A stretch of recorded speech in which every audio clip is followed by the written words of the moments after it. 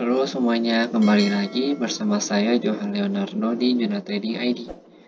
Jadi pada kesempatan video kali ini saya akan bahas kembali untuk update dari pergerakan GBP USD. Ya, dimana kalau kita perhatikan GBP USD hari ini sedang berusaha untuk melakukan reversal di area demand-nya. Ini kan candle weekly ya.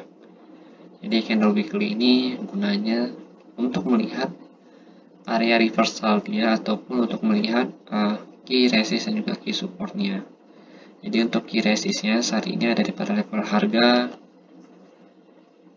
142 ya, 142 di sini.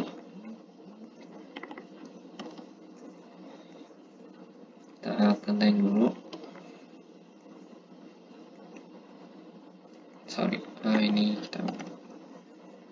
Jadi ada 1,42.000 ya, atau 42.000 untuk key resistnya.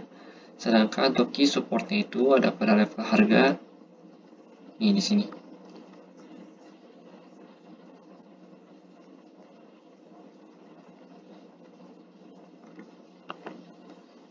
Tiga lima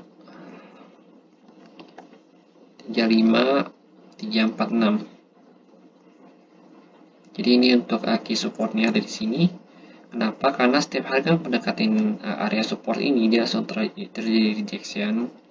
Lalu kalau kita perhatikan kembali, ya di sini tuh ada demand area ya. Ini kan ada order block nih. Nah, order block ini selalu kita manfaatkan atau selalu saya manfaatkan sebagai demand ataupun supply area. Nah, di sini tuh ada order block, jadi kita bisa manfaatkan ini. Dan order block ini juga sebenarnya masih terpakai sama dia ya. Ini lihat nih di tanggal 22 Maret harga itu sempat turun, tapi dia berhasil membantu di area order block ini atau di area demand-nya. Sama ini juga ya pada tanggal 19 Juli ya 2021 harga juga sempat turun, tapi berhasil reversal kembali ketika dia mengenai area demand-nya di sini. Lalu di sini juga sama.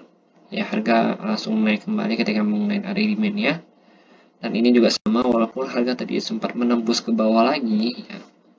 Ini kan harga sempat menembus ke bawah nih. Tapi akhirnya dia berhasil untuk melakukan reversal ke atas ini. Ya, ke atas area demand-nya. Dan saat ini kalau kita perhatikan, GBP USD itu sedang dalam masa downtrend-nya untuk candle weekly-nya. Karena dia belum bisa close di atas head yang ini. Kita kasih garis dulu.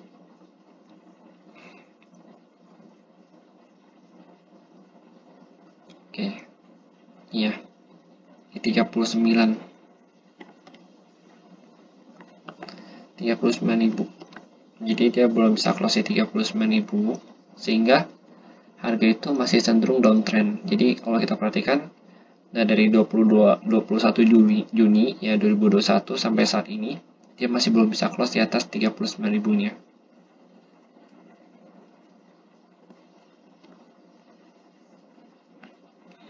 Kita buat dulu di sini untuk harga. Nah, jadi kalau untuk analisa itu, kalau untuk jangka panjangnya kita bisa menganalisa dengan menggunakan candle weekly-nya. Lalu kita masuk dulu ke candle daily-nya. Nah, pada candle daily ini kelihatan ya bahwa setiap harga menyentuh 39.000, harga langsung turun kembali ke bawah. Ya, sudah beberapa kali nih harga coba untuk menembusnya tapi gagal. Kalau ini dia berhasil nembus ya. Jadi pada tanggal 29 Juli itu sebenarnya dia berhasil menembus. Tetapi pada tanggal 6 Agustus itu harga malah turun lagi ke bawah ya, karena dia belum bisa kuat untuk bertahan di atas 39.000 ini.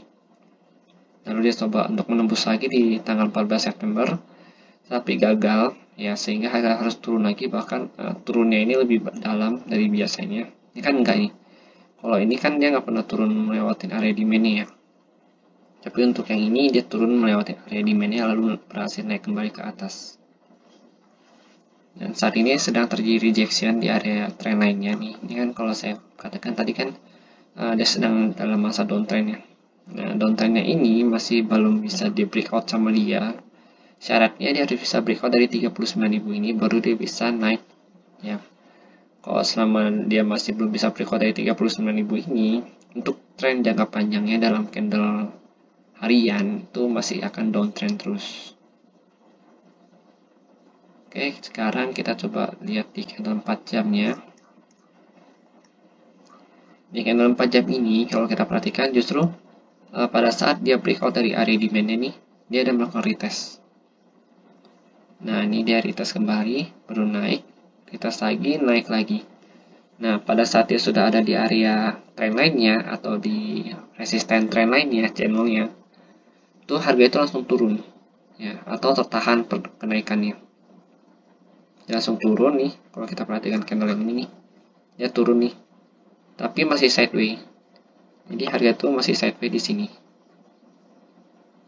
Nah, ketika dia udah nggak kuat ya, harga udah buyer udah nggak kuat, coba nembus tapi gagal sehingga harga saat ini sedang turun kembali. Atau terjadi rejection cukup kuat di area trendline-nya ini. Lalu kita ke candle 1 jam ya, dimana candle 1 jam ini kita lihat di sini lebih jelas nih. Kalau harga 39.000 ini masih cukup jauh dari range pergerakan dia, dan dia pergerakannya itu terhenti di tengah-tengah nih. Jadi kan yang tengah-tengah nih antara 37.000 ya sama dengan si 39.000 ini. Jadi dia pergerakannya itu masih di tengah, masih setengah perjalanan, tetapi udah terjadi rejection pada level harga 38212 sama dengan 38342. Nah, di sini ada base. Saya ada buat base area di sini dan masih terpakai hingga saat ini, yang dimana ketika candle breakout dari base-nya ini, dia melakukan retest kembali lalu dia turun ke bawah. Dan saat ini harga itu berada di range harga 37470. Nih, di sini. Oke, di 37470. Lalu kita perhatikan kembali candle 30 menit. Untuk candle 30 menit sama. Ya, justru di sini lebih jelas kelihatannya pada saat harga udah nggak berhasil breakout di 38342 ya, di base tadi atau kita bisa sebut dengan supply areanya. Harga itu turun kembali ke bawah. Ya, di 37470 juga, lalu dia mantul kembali ke atas, coba untuk menguji kembali.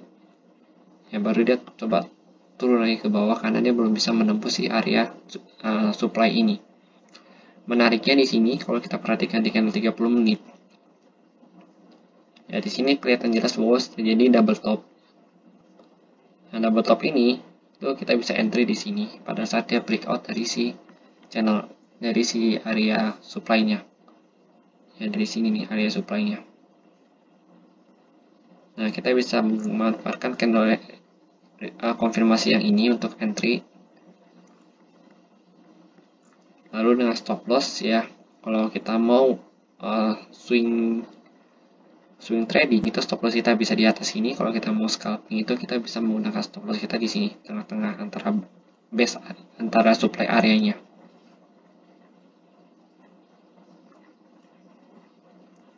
Oke. Jadi ini kalau kita perhatikan ada pattern double top di sini.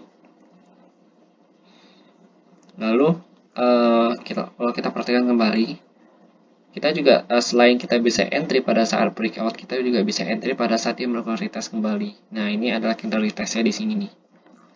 Jadi dia melakukan retest kembali, baru dia turun ke bawah. Jadi ada dua cara untuk entry. Yang pertama entry pada saat breakout, yang kedua itu entry setelah dia melakukan retest. Nah, sebenarnya dari kedua jenis entry tersebut itu sama-sama baik ya, hanya saja terkadang untuk kita trader itu punya banyak cara untuk entry, jadi ya silakan disesuaikan aja enaknya itu bagaimana. Kalau saya biasanya itu entry pada saat dia melakukan retest kembali, atau kalau memang dia breakout itu saya juga terkadang menggunakannya, tapi agak jarang ya, agak jarang. Tapi kalau untuk swing itu saya lebih cenderung untuk entry pada saat dia melakukan retest aja. Kecuali kalau saya sedang scalping ya, atau buka tutupnya cepat, itu saya akan entry pada saat dia breakout seperti ini dengan candle konfirmasi ya. Jadi setelah dia breakout di sini kan ada satu candle nih momentum tembus ke bawah. Nah, kita tunggu satu candle berikutnya dia ada naik ke atas lagi atau enggak. Jadi pada saat dia breakout gini, kalian jangan langsung entry, karena itu sangat riskan kembali. Maksudnya sangat riskan sekali untuk pergerakan harganya. Jadi lebih baik entry-nya itu pada saat dia sedang berpindah ya, atau berganti candle dari candle yang menembus atau breakout ke candle berikutnya. Karena kalau udah candle berikutnya itu akan lebih aman, sehingga kita juga bisa tahu untuk titik risk to reward ratio kita itu bagaimana. Jadi intinya kalau kita perhatikan dari pergerakan GBP USD ini, target penurunan dia itu ada di level harga di 167 sampai 7220 ya, kelihatan nggak? Di sini nih. Dan jika dia memang masih menembus base ini atau demand area ini kan dia tadi ya melakukan reversal di sini ya, retest kembali nih.